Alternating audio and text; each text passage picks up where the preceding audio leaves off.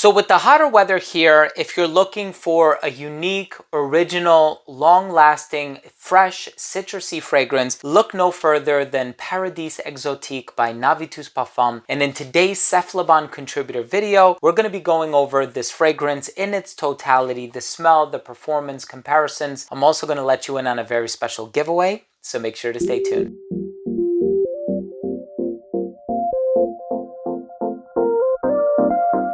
Now, before I begin today's video and I give you my thoughts on Paradis Exotique by Navitus Parfums, I'll tell you about the smell, the notes, the performance, comparisons, longevity, all that good stuff. Also let you in on a very special giveaway. I do want to start the video off by saying that if you're a fan of fragrance-related content, please do consider supporting the channel by subscribing to it. Hit the bell icon and give this video a thumbs up. It would really mean a lot to me. Now, if you want to participate in the giveaway for a full-size bottle, all you have to do is shoot on over to cephalabon.com. It's going to be the first link down below in the description box. Read through the article, and after you've become a registered reader, just leave a comment. That's it.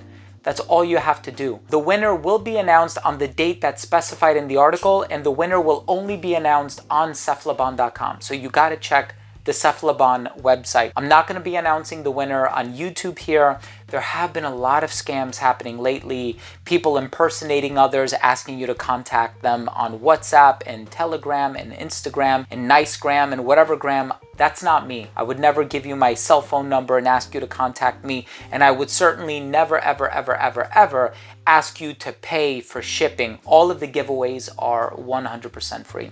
So please be warned. So here we have a fragrance that has some amazing ingredients in it.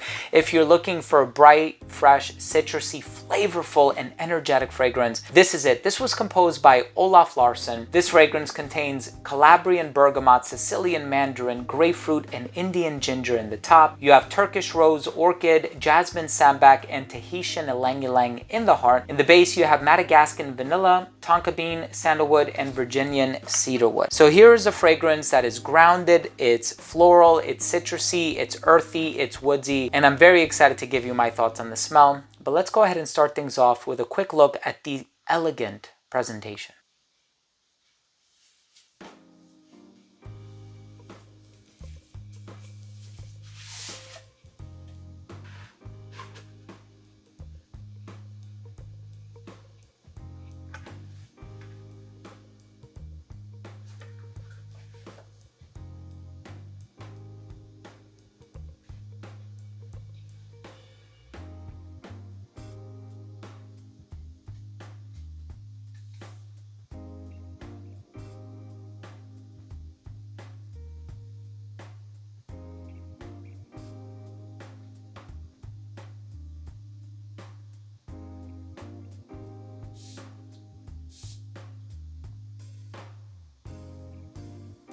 Now, right in the opening of this fragrance, you are going to get that bouquet of citrus, right? Just like I mentioned here when I was reading it off the card, you have so many different elements to it. The ginger is in there too. So the ginger is really nice and spicy, and it's a perfect complement to the citrus, right? So in the citrus, you have the Calabrian bergamot, the Sicilian mandarin, the grapefruit. It opens up very bright and zesty. There isn't too much of a tart quality, so that's why I would say that the grapefruit is not the strongest citrus note in here, but you are going to get that bergamot, you are going to get that lemon, and the ginger is a really nice addition. Now, whenever I think of ylang ylang, I think of a tropical scent. I think of a fragrance that reminds me of being on vacation or being on an exotic island somewhere far from home. And I'm not getting too much of that here. Instead, I am getting the jasmine sambac and perhaps a little bit of the Turkish rose. And the reason I say that is because this fragrance comes across clean. It's very clean, very smooth, very bright.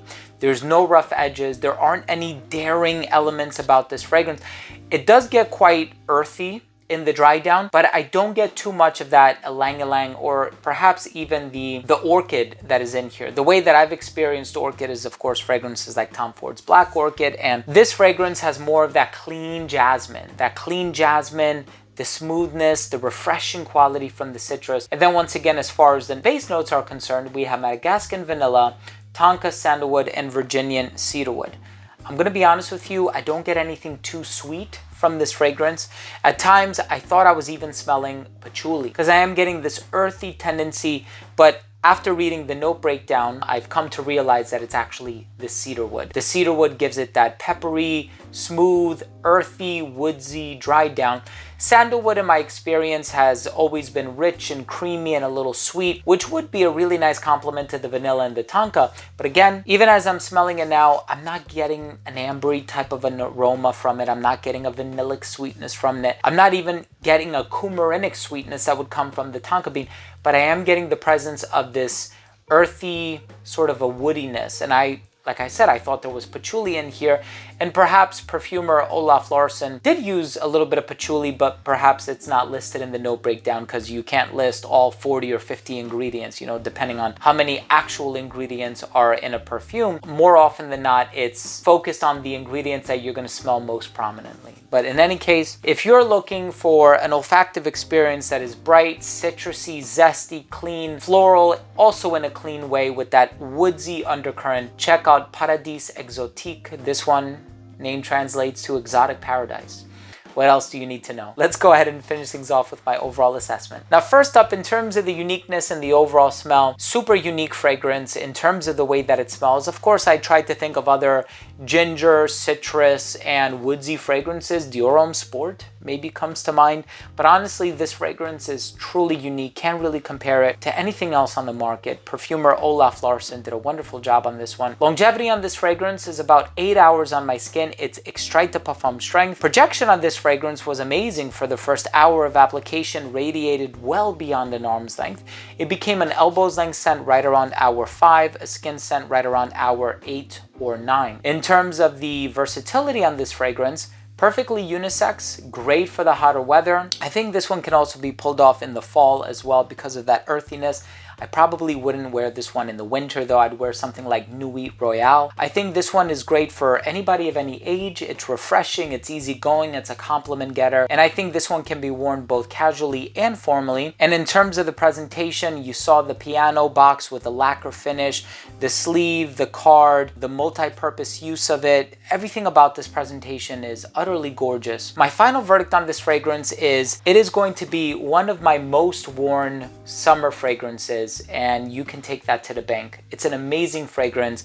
I'm actually gonna make it my scent of the day tomorrow. I can't wait to wear this fragrance more often, and I hope more people have the opportunity to explore and experience this fragrance on their own. Once again, all of the links are gonna be down below. And also make sure to participate in the giveaway for your chance to take home a full-size bottle. Thank you so much for joining me today. I hope you enjoyed this video. If you did, please do consider supporting the channel by subscribing to it. Hit the bell icon, give this video a thumbs up.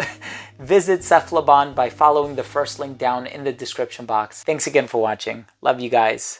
We'll see you tomorrow. Bye.